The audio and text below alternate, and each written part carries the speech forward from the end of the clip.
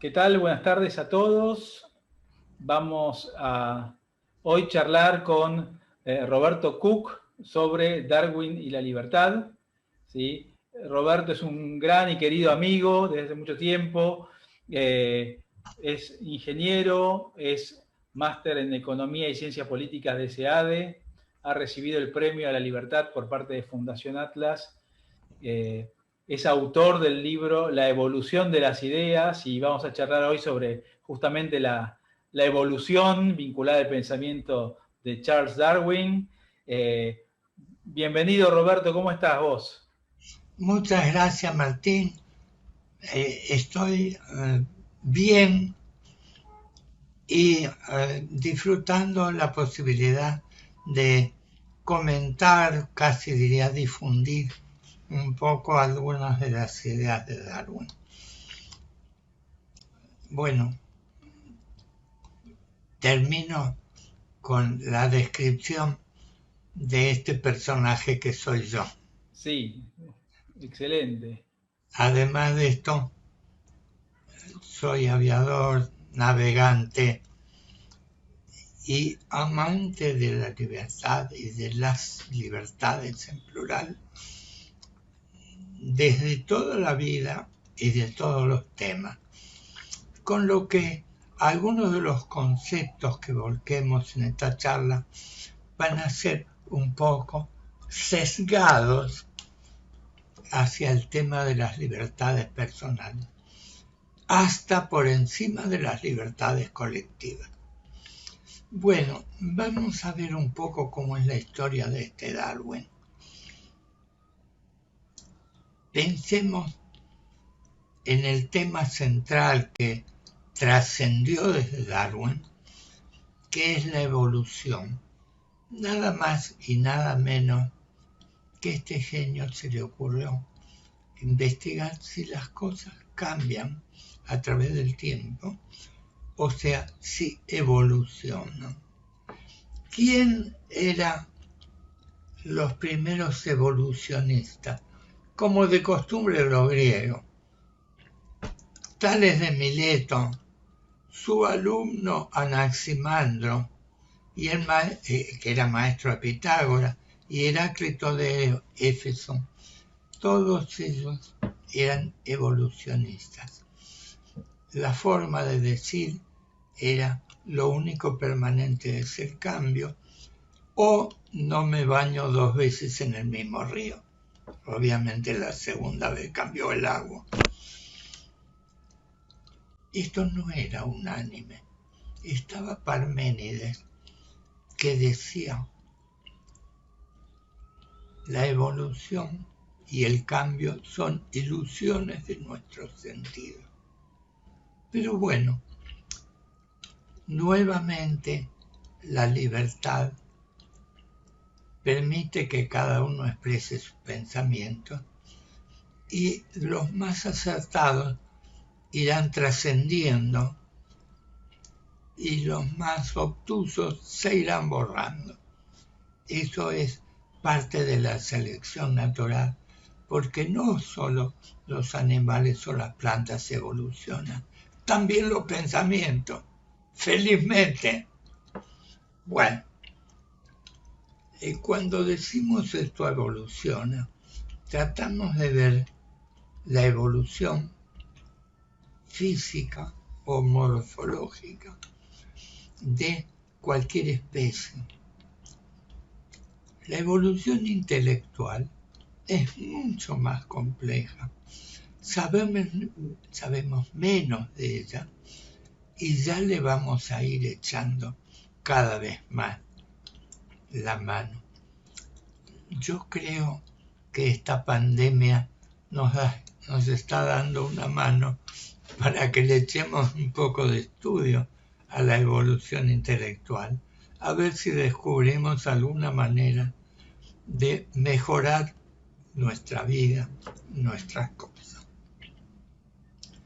Bueno, el asunto es que en tiempos más frescos teníamos al francés Lamarck, Monet Chevalier de Lamarck, al sueco Linneo, cada uno de los cuales tenía una idea sobre la evolución.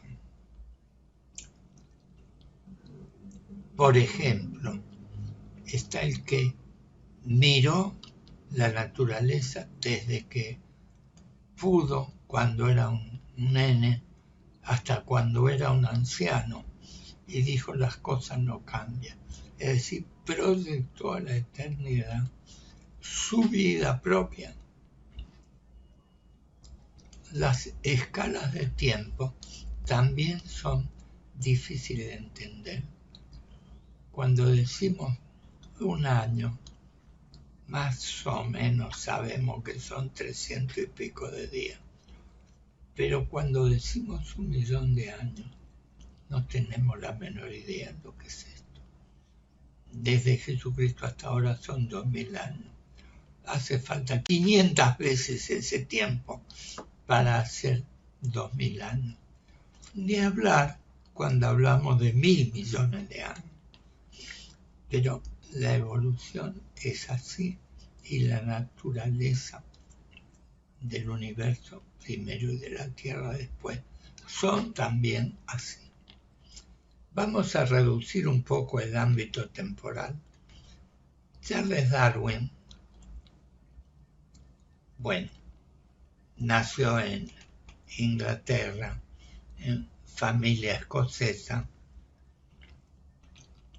justo el 12 de febrero de 1766, justo el día que nacía Abraham Lincoln en Estados Unidos, otro gran defensor de las libertades. No es que se habían puesto de acuerdo los padres, madres, para engendrar todo un genio, monstruo. Pero bueno, esto es como es. Lo cierto que este era hijo y nieto de otros genios.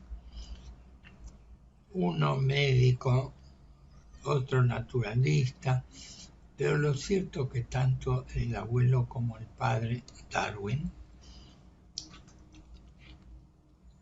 tenían una actuación muy destacada dentro de la sociedad inglesa.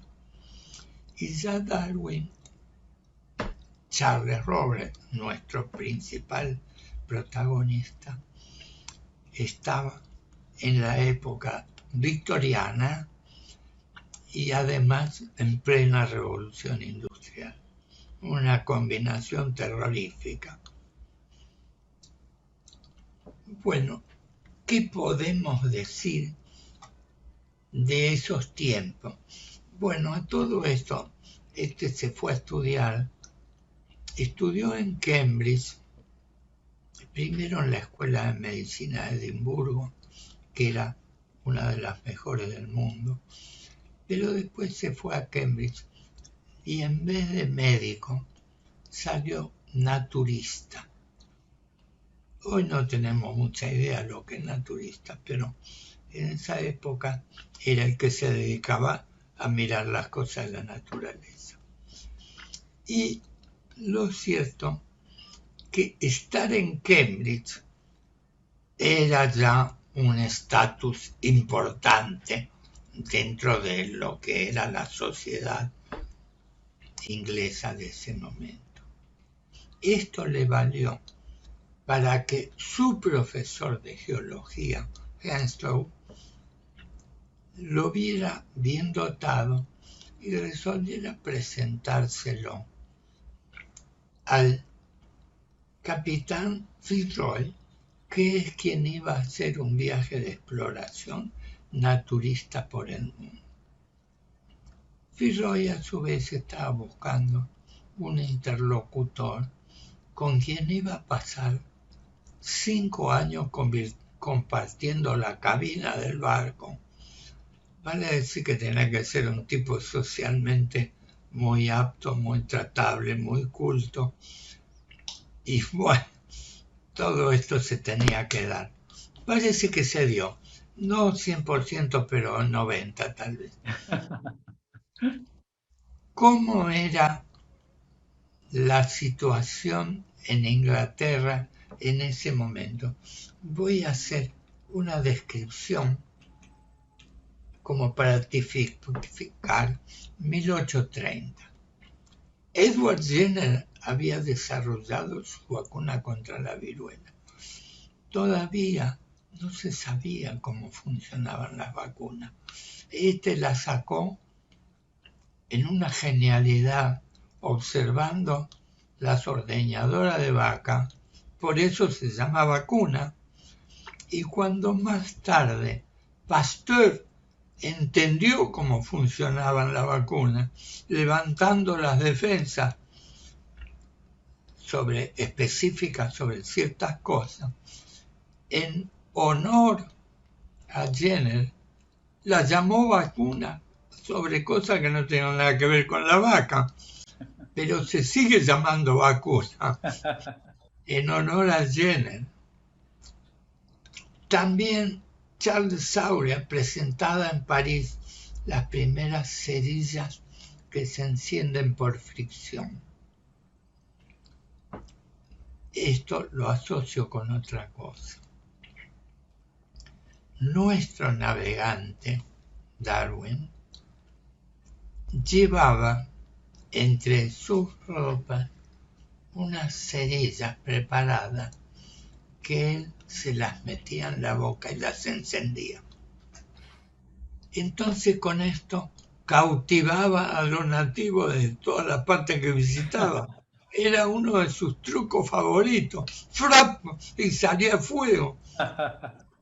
Bueno, propio de Darwin. Inicia sus tareas en Inglaterra el Bureau Veritas. Es la primera vez que alguien se dedica a la seguridad de las construcciones navales y que esto es un certificado para que el barco pueda ser asegurado. Si no tiene certificado Veritas, ninguna compañía aseguradora lo cubre. Robert Fulton navegaba sus pequeños barquitos a vapor, ya por el Hudson y por el Mississippi, en América. A vapor. Ojo, el barco a vapor sirvió para navegar ríos, no para cruzar el océano, que seguían siendo a vela. El problema era remontar ríos, que el agua siempre va para abajo. Y el barco, el motor a vapor, sirvió para que el barco pudiera ir aguas arriba en el río. Después venía para abajo. Tremendo, porque amplió la superficie habitable del mundo en una proporción tremenda. Otro fulano, Joseph Whitworth, establecía en Manchester las primeras normas para roscas de tuercas y tornillos. Hasta ese momento, cada fabricante del tornillo lo hacía como le gustaba. Entonces no había manera de ir a la ferretería y comprarse una tuerca que anduviera con un tornillo.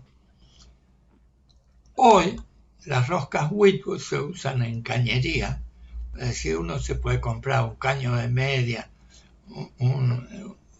una canilla de 3/4 y todos se enroscan entre sí. Esto lo inventó Whitworth. Y Robert Stephenson, con su locomotora Rocket, tiraba un tren de 40 toneladas desde Manchester al puerto de Liverpool. Todavía no aparecían los Beatles. Bueno, faltaba un tiempito para los Beatles. Charles Dickens, uno de los que más describe la época, trabajaba en el Morning Chronicle de Londres y hacía los Pickwick Papers, más bien negativos, como de costumbre. Bonne nouvelle, pas de nouvelle. Es decir, la buena noticia no vende. Y Dickens vendía mala noticia. Entonces, las declaraciones de eran un mundo de porquería. Esto no era irreal, era un poco exagerado, pero no andaba muy lejos. Si lo comparamos con el nuestro de hoy, era increíblemente terrible. Bueno, y el asunto es que en Nápoles abren la primera pizzería. Se inventa la pizza, querido, en Nápoles. Como ven, el progreso y la evolución en todo momento funciona. Te quedan 10 minutos, más o menos.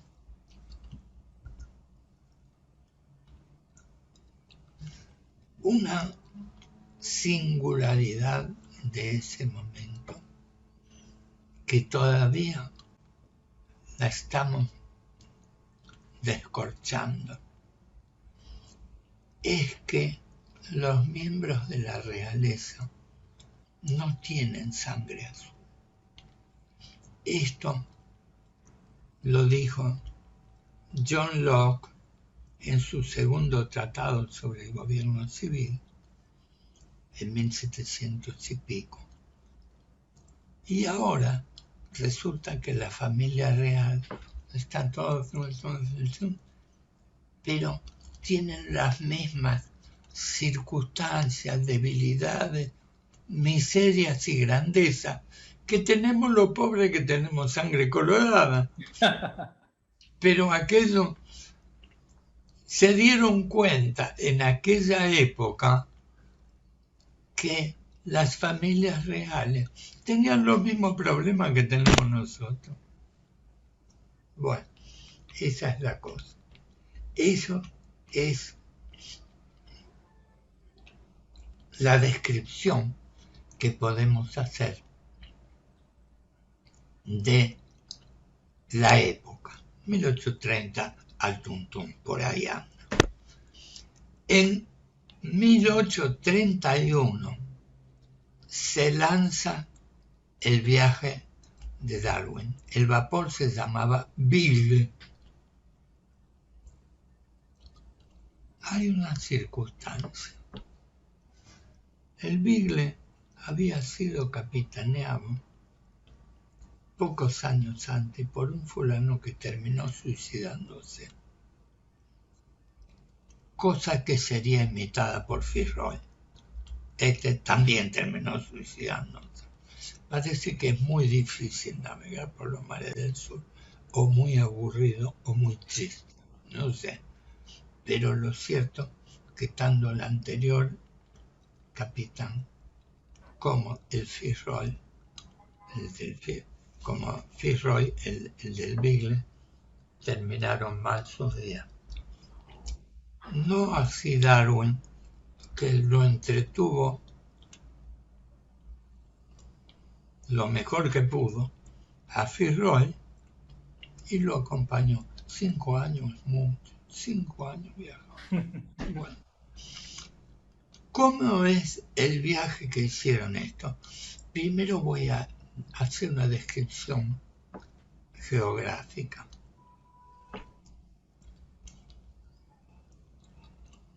Islas Canarias, Cabo Verde, Salvador, Río de Janeiro.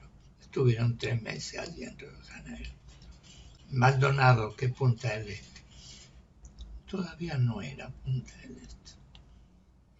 Montevideo, Río Paraná, las llanuras de la provincia de Buenos Aires, Santa Fe, Bahía Blanca, con los fósiles de Punta Alta que ahí paró y recogió mucho, la Patagonia, el río Santa Cruz, las Islas Malvinas, el Cabo de Horno, la isla Navarino, Estrecho de Magallanes, Tierra del Fuego, Cabo de Horno, la isla Chiloé, Concepción, Galápagos.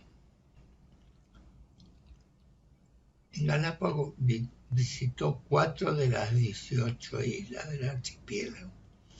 Tahití, Nueva Zelanda, Australia, Cabo de Buena Esperanza, Santa Elena, Isla Ascensión, y vuelta a Inglaterra en 1836. Ustedes piensen que este barco tenía 29 metros de eslora. Eslora quiere decir el largo. La lora no tiene nada que ver con esto. Esto me lo explicaron Lelutier. Bueno, pero el asunto es que llevaban 75 hombres. Las cosas que deben haber pasado estos 75 tipos para estar 5 años arriba de este barco. Cada uno puede dar lugar a su propia imaginación. Pero hay una singularidad. Este Darwin se bajaba a tierra. Le decía a Fitzroy, te espero en tal parte.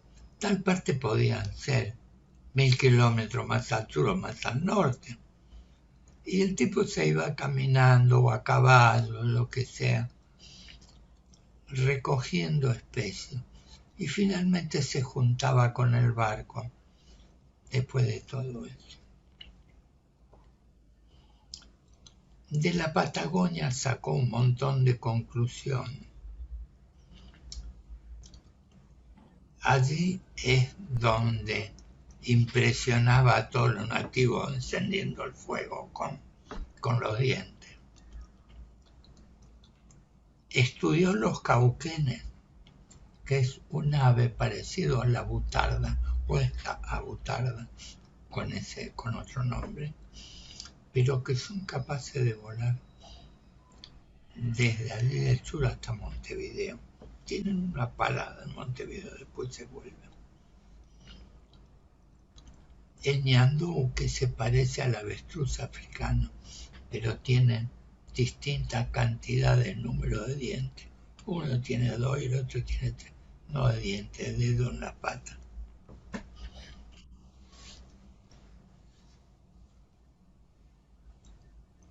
Tanta trascendencia tuvo el pasaje de Darwin por allí, que el cerro más alto de la Patagonia, que tiene 2500 metros, es el Monte Darwin.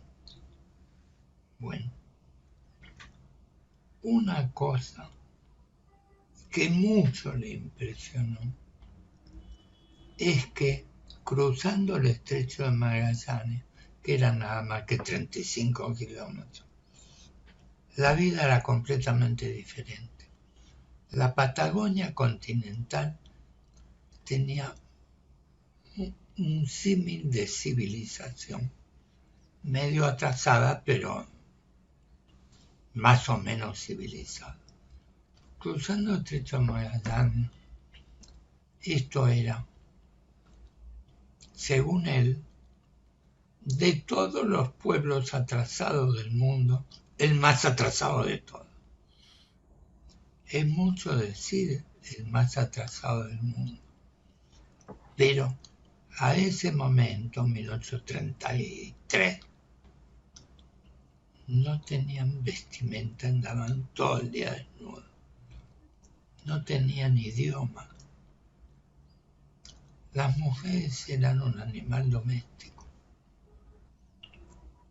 Bueno, se quedó impresionado. Bueno, tuvo mucho trato allí. Y una singularidad. En el viaje anterior de Fitzroy se habían llevado 3 nativos de la isla Navarino. Y en este viaje los trajeron para devolverlos a su hogar. El estudio de la reacción de estos 3 nativos, donde estuvieron 3 años en Londres, es muy curioso. Primero no querían volver, después querían volver. Cuando llegaron de vuelta y se encontraron con su gente, se encontraban avergonzados. totalmente avergonzados. No querían saber más nada con sus paisanos. Bueno, muy extraño. Al fin se quedaron los tres. Bueno, es un episodio del viaje, Isla Navarino. El objetivo de Darwin en ese viaje era registro, descripción y era un tipo que tenía un tremendo amor por la libertad y un tremendo respeto por sus propias ideas. Es decir, nunca se confundió hechos con opinión o datos con opinión. Esto vale para cualquier fulano posterior a él que con mucha frecuencia creen que sus opiniones son datos, son mentiras. Las opiniones son opiniones y los datos son datos. Franklin tenía la virtud de diferenciar esto y era, bueno, muy, muy importante. Y con eso, después se fue a las Galápagos, hizo todo su recorrido y en esos 5 años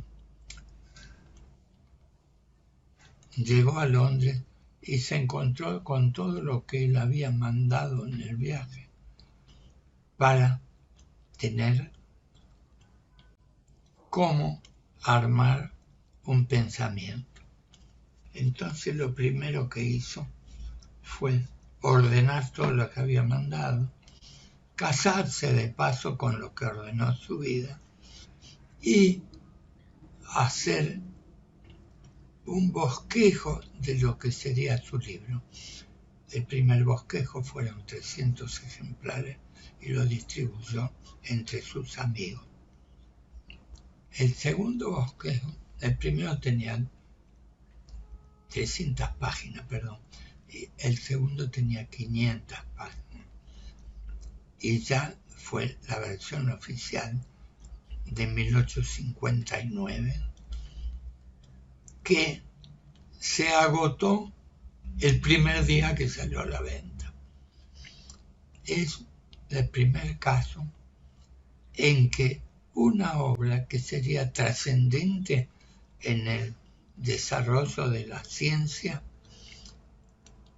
tuvo un éxito editorial tan grande. Estamos con tiempo más o menos justo. ¿Hay algo como para un espacio como para meter algo más? Yo diría que sí, podemos seguir un par de minutos más, sí, para que es muy rico lo que estás comentando. Sí. El par de minutos lo vamos a emplear en la clave del trabajo de este. ¿Por qué evolucionan las cosas? No evolucionan porque son mejores o peores. Evolucionan porque entre dos hermanos de los mismos padres hay pequeñas diferencias. Y de los dos hermanos, el que mejor se adapta a la naturaleza es el que sobrevive y se reproduce. Es decir, esto carece de todo significado moral, religioso, científico. Evoluciona al azar.